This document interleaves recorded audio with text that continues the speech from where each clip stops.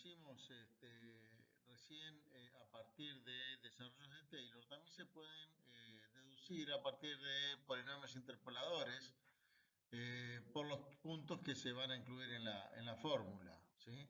A modo de ejemplo, vamos a ver la deducción de la diferencia central para la derivada primera y su error. Si interpolamos por x menos h y x más h, la función f, entonces vamos a obtener un polinomio de segundo grado, perdón, interpolando por x menos h, x y x más h, obtenemos un polinomio de segundo grado, p sub 2 de t, y la función es igual a p sub 2 más el error. Derivando, tenemos esta fórmula que está acá.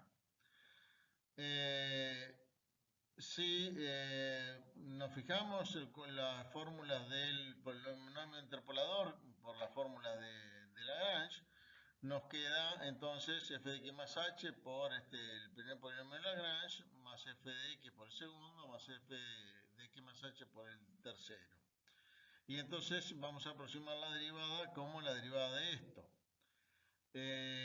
Haciendo esta derivada respecto de t, obtenemos esta función derivada y si la evaluamos en t igual a x, entonces nos va a quedar, ahí se van a simplificar mucho y nos va a quedar f' de x igual a finalmente f de x más h menos f de x menos h sobre 2h. O sea, exactamente la misma fórmula de diferencia central que teníamos antes. En cuanto al error, el error vendría a ser la derivada del error de interpolación, ¿sí? En t igual x. Bueno, si evalúan esa derivada en t igual x, les va a quedar lo que tenemos ahí, que es lo mismo que teníamos antes, ¿sí? Menos h cuadrado sobre 6 por f tercera.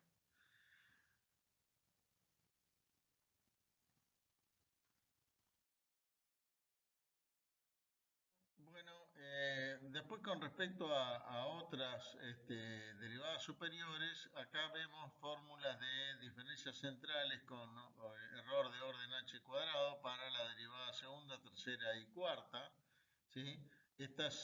Las fórmulas en general con centrales y con error cuadrático son las más utilizadas, porque son fórmulas sencillas y con un error relativamente pequeño.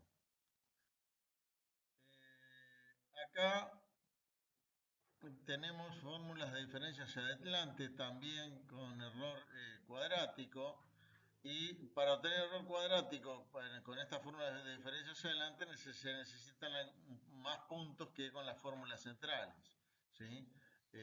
Estas fórmulas se pueden deducir exactamente como vimos antes, tanto a partir del polinomio de Taylor como a partir de polinomios interpoladores. Lo único que tenemos que usar desarrollos de Taylor con más términos de los que usamos antes y bueno, tantos como los puntos que aparecen acá en la fórmula, ¿sí? Por ejemplo, en la primera vamos a tener que ver el desarrollo de Taylor el valor en x más h y en x más 2h, o sea, se nos forma un sistema de dos ecuaciones del cual podemos despejar f', ¿sí?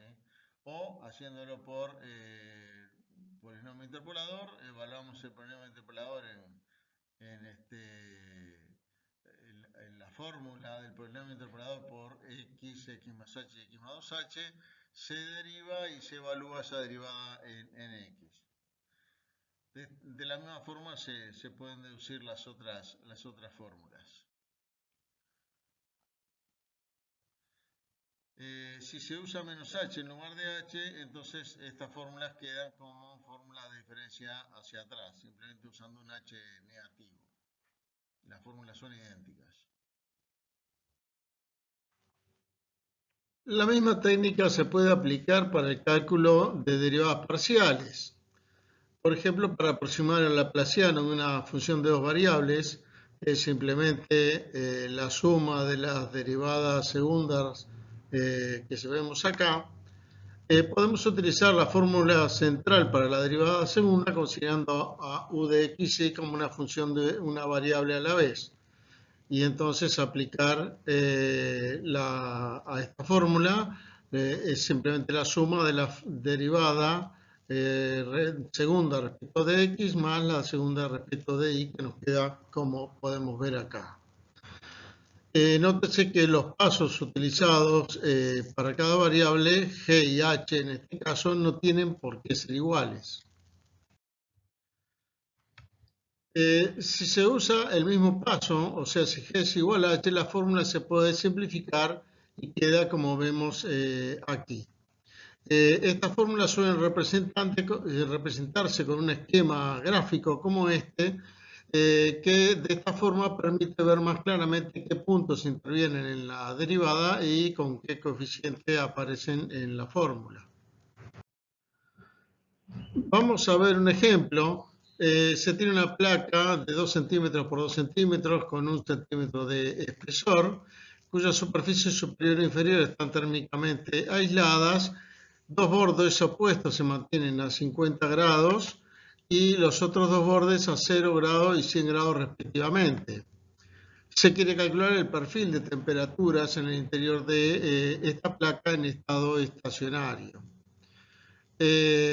Como las caras están aisladas, podemos suponer que la temperatura no varía en el espesor de la placa y entonces podremos considerar solamente dos variables espaciables, x e y, despreciando la variable z porque no habría cambio al variar z. Y entonces si u de xy representa la temperatura en el punto xy, se va a verificar la siguiente ecuación diferencial, que es simplemente corresponde a la ecuación de la ley de Fourier en estado estacionario. Entonces vamos a considerar una retícula de puntos separados por medio centímetro. En este gráfico se puede apreciar que los bordes superior e inferior están a 50 grados, el borde izquierdo a 0 grados y el derecho a 100 grados. Y aproximando el laplaciano por el esquema de diferencias finitas, en cada uno de los puntos de esta cuadrícula, se llega al siguiente sistema de ecuaciones y resolviéndolo, este sistema de ecuaciones, obtenemos esta solución que en la gráfica se vería en la cuadrícula de esta manera. Ese sería el perfil entonces que habíamos buscado. Bueno, un tema con la derivación numérica por diferencias finitas es el tamaño del paso h. Seleccionando el paso suficientemente pequeño, en teoría podríamos calcular las derivadas con la precisión que necesitemos. Pero en la práctica h no puede ser arbitrariamente pequeño, porque estamos aproximando un valor, que es el de la derivada, como la resta de valores mucho mayores en módulo, que casi se cancelan, dividido un paso pequeño. Y eso puede, de alguna manera, llevar a cancelación catastrófica. Entonces, de hecho, debido a que al disminuir el paso, si bien aumenta la precisión teórica de la fórmula, aumenta el error de redondeo, entonces, de hecho, existe un paso óptimo que minimiza el error total. Pero usualmente no lo podemos calcular porque depende de derivadas que no conocemos, ese paso óptimo, ¿sí?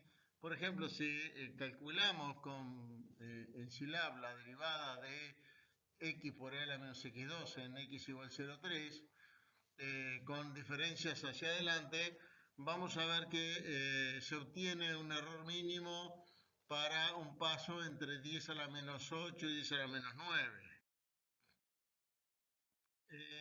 Acá tenemos una tabla que muestra el cálculo por las distintas ecuaciones, ¿sí? de diferencias finitas de la derivada primera, la derivada segunda, tercera y cuarta, con diferentes tamaños de paso. Y las columnas que dicen error son directamente calculadas como la diferencia entre el valor calculado y la derivada analítica, ¿sí?